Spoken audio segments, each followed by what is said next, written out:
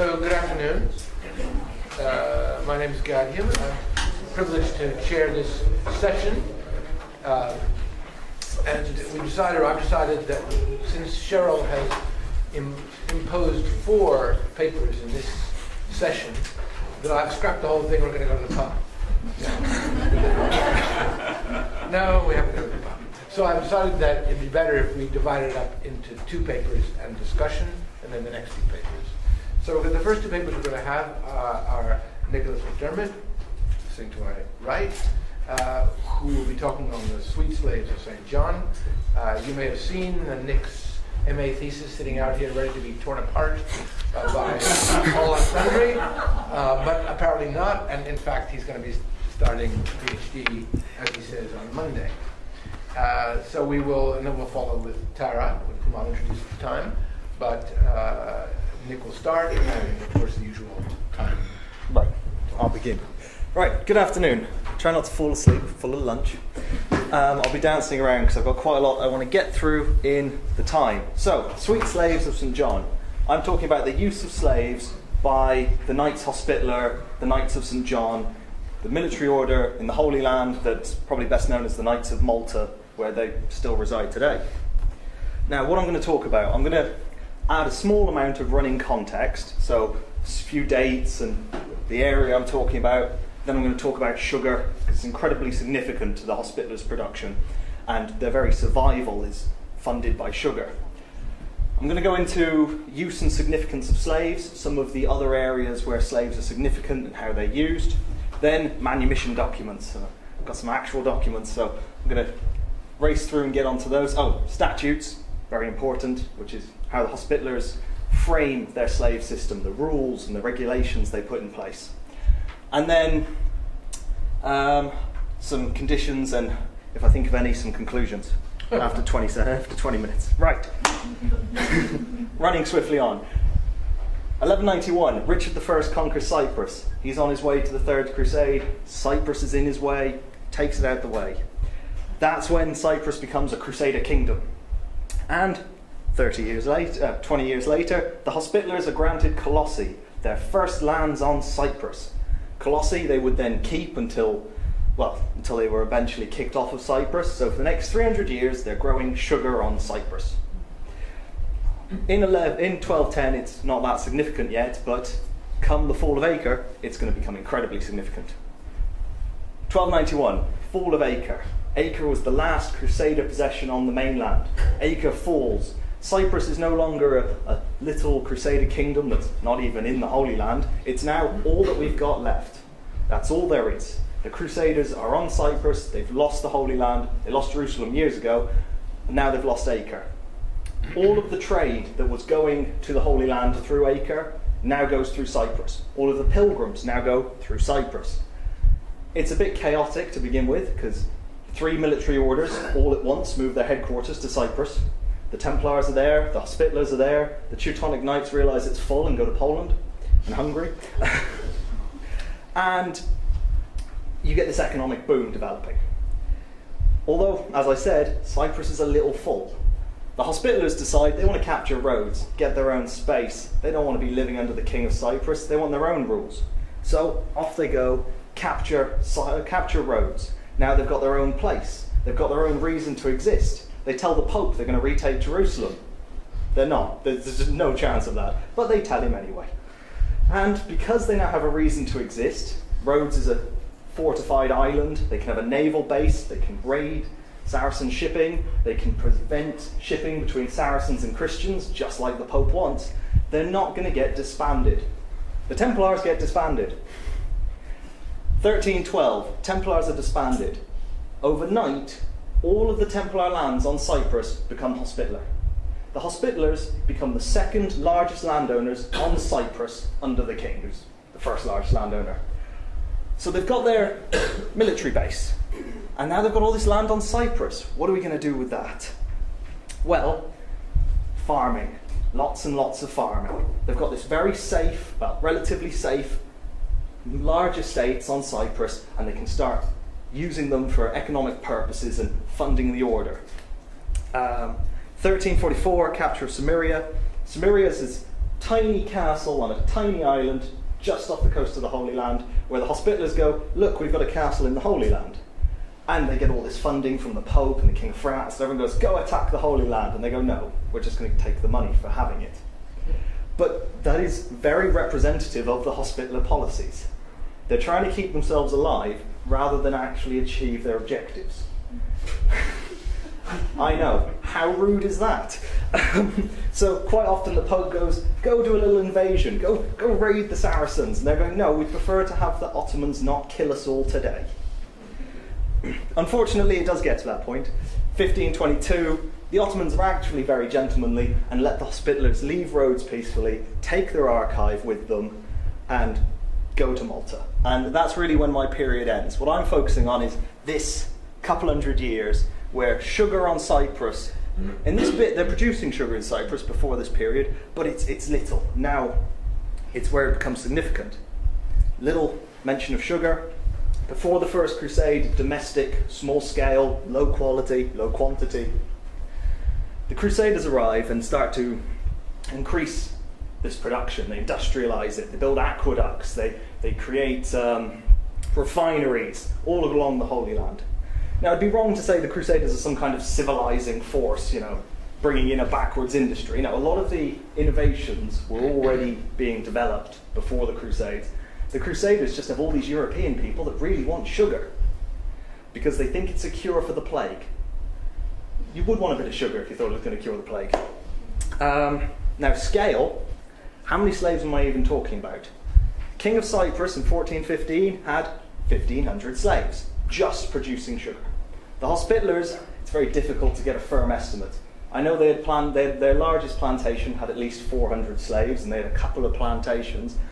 So I'm willing to estimate that they probably had about 1,200 slaves. It's a similar estimate, which is quite a leap from some of the secondary literature that just talks about a couple of slaves. Now, the significance of this, sugar is between 10 and 20% of the order's overall income.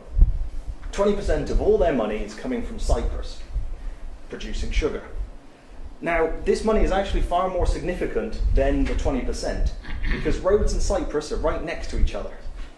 So they can get the money. They've got money coming in from kings, they've got the Pope sending the money, but this money isn't definite. It shows up when the kings feel like it or when they feel bad. And the Hospitallers throughout Europe are pretty much working as civil service for the government, and most of them are forgetting what it means to be a Hospitaller anyway, and don't want to go there and die. So there's very little money coming in, whereas Cyprus, it's there, it's regular. They can get it and they can keep it. But that's not all slaves are doing. They're producing wine, they're useful in making treaties. Whenever you make a treaty with the Saracens, not that you're supposed to, but they do it all the time, you exchange a few slaves. So you go, I've got some Muslim slaves, they've got some Christian slaves, you just swap 10 or 15, and you use it to cement your treaty for the next 5 years. Then there's domestic slaves. The brothers have all got domestic slaves. The master has got 6 Saracen slaves that he takes with him touring around Europe to show off the fact that he's capturing Saracens.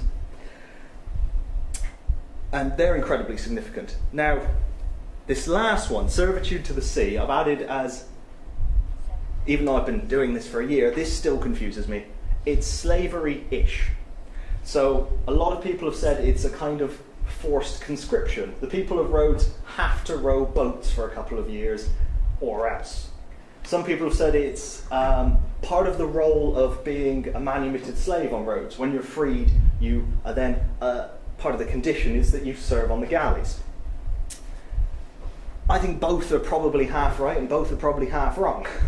It seems to me that the reason why I say slavery-ish is because when you're working on these ships, you can't get married, you can't enter into any contracts. For those couple of years, you work for the Hospitallers and that's it.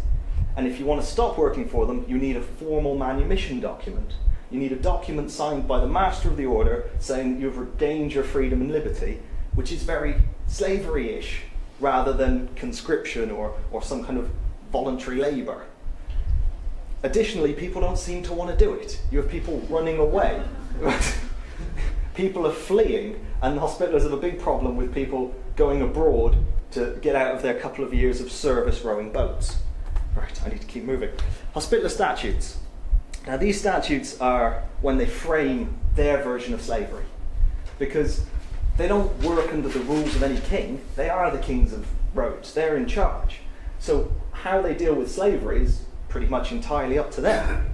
Now these statutes are from 1262, before they have Rhodes, but they don't like updating their rules, so these are the ones we've got. But it does show the importance of slavery in the Holy Land before they even have their own lands. So, when and how a brother may sell a slave. You can sell your slave if it's old, sick, for the price of 2 or 3 slaves.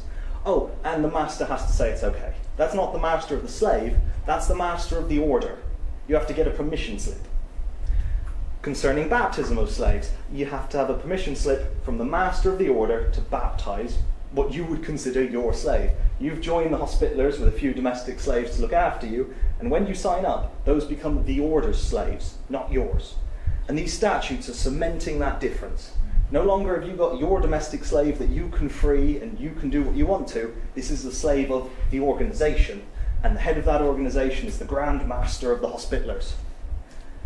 When a brother can be freed, when a brother can free a slave, you can free your slave with, again, you probably guessed it, permission from the Grand Master. All of this is the Grand Master cementing himself above what would usually be the person interacting with the slave, the person the slave is serving in the domestic setting.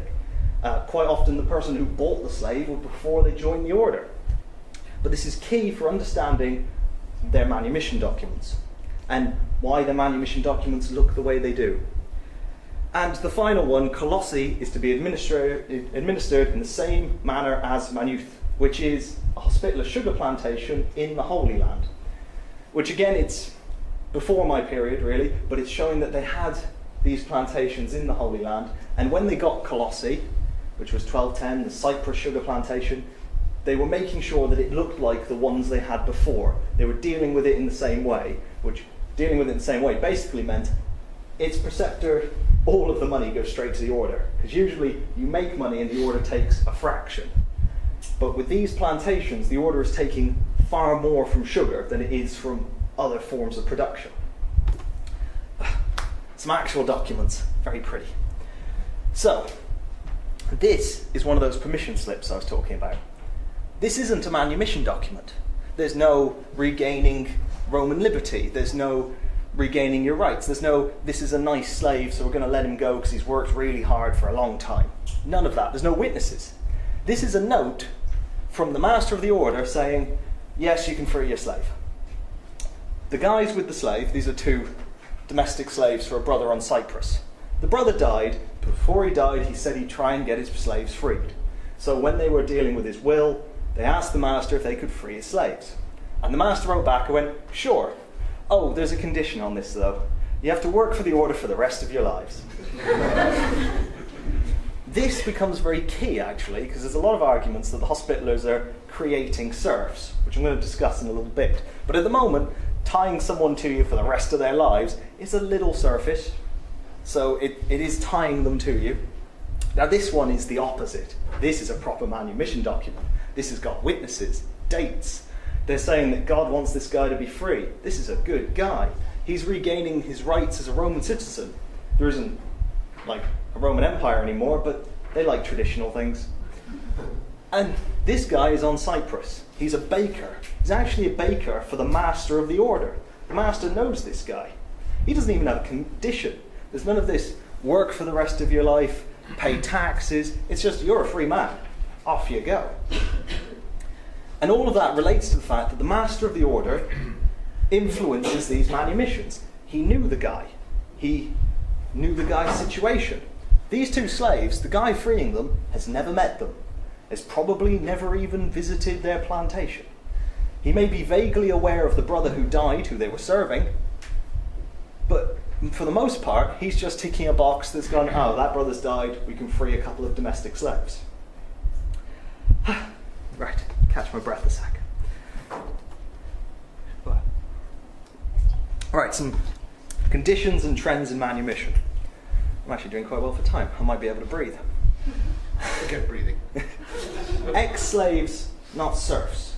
the Hospitallers seem to be very clear, and you can see this in the manumission documents, that when they're freeing people, despite the arguments of the one or two historians who've looked into this, they always go, oh, they're freeing these people and creating a class of serfs. The conditions on the manumissions show that that's not the case. These slaves are freed. If we look at the manumission we looked at earlier, you serve the order for the rest of your life. The condition is usually even harsher than that. You serve the order for the rest of your life. Any children you have or will be slaves to the order.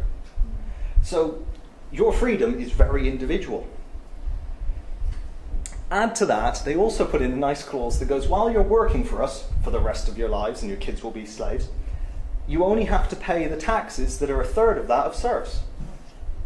So the Hospitallers are very aware of the fact that these people aren't serfs, because they've just compared them to serfs and said that they're only paying half or a third, depending on how nice the manumission is, of the tax.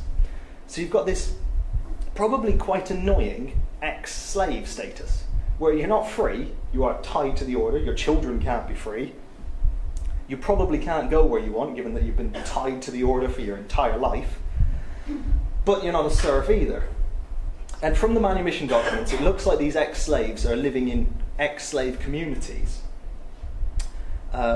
which I'll go on to the communities in a second.